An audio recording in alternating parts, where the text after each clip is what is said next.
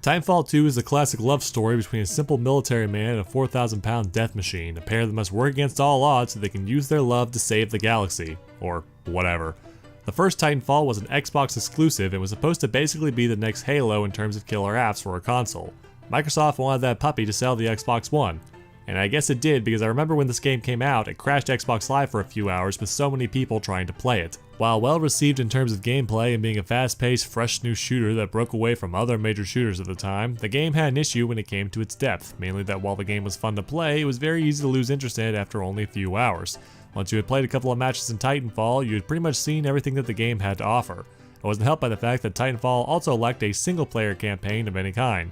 The game technically had a campaign mode with a story, but for the most part, it was just the main characters doing stuff behind the scenes and talking about stuff, while you played a multiplayer match with a bunch of other people. Eventually, Titanfall released a bunch of new content over time that helped give it some more variety, but at that point, the damage was done, and most of us had already moved on.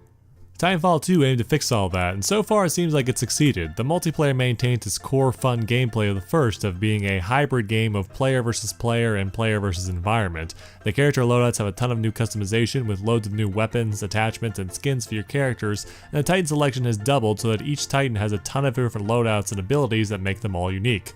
There's lots of unlockables and a new faction system to try out that overall gives the player more incentive to play the game longer so that they can give everything a go. I always liked Titanfall's multiplayer because it felt like there was something for everyone here to enjoy. If you're the type of person that likes fighting against other people, you can spend your time hunting down enemy players. But if you're not very good at that and still want to support your team, you can hunt enemy grunts instead and still enjoy the thrill of running along rooftops like one of those parkour guys you see in your college campus all the time. Of course, despite being a game built around multiplayer in its first installment, Titanfall 2 also put a lot of effort into delivering a solid single-player experience this time around as well. It's to the point where it seems like the single-player campaign was the most heavily advertised part of the game, through commercials, trailers, and even on the box. It's like they were saying, hey guys, we have single-player, see, we got single-player now. Now you can be one of those weirdos that plays games by themselves and not get cussed out by 12-year-olds, right? Isn't that great? Don't get me wrong, I am the type of weirdo that plays first-person shooters and fighting games for their stories, so I really appreciate that they put a lot of effort into giving Titanfall a proper campaign. But for real guys, it's okay. We know what your demographic is, you can be real with us. Titanfall 2's campaign follows the adventures of Rifleman Jack Cooper, a Titan pilot in training who, through a series of unfortunate events, ends up almost getting killed in an attack with some mercenaries hired by the IMC, aka the bad guys. Cooper survives along with a friendly Titan, and the two have to band together to make it through the day, complete their original mission, and save the Frontier Militia from the IMC. The campaign is good, it makes good use of its parkour game mechanics for cool platforming while killing enemy soldiers in droves. The boss battles with the enemy commanders are cool, and the bosses tend to get a lot of build up before you fight them, so they're not just random assholes that are coming out of the woodwork. The missions feel varied, and I was interested in what was happening. That being said, I do have two major complaints on how the story was handled.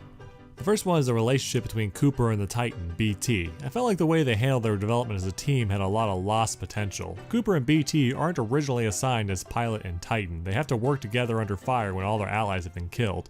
They literally have no other option other than to work together or give up and die. That's a pretty cool setup, but the relationship escalates too quickly.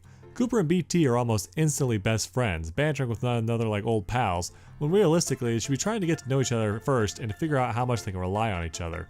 There's a smidgen of this in the first level when Cooper asks BT about his old pilot, but that appears to be the extent of it. This aspect of Titanfall 2's story is similar to the classic a boy and his dog kind of story, where the boy gets a new dog, they don't trust each other at first, and they eventually come to an understanding, then they become best friends, and then the dog gets rabies and the boy has to shoot it.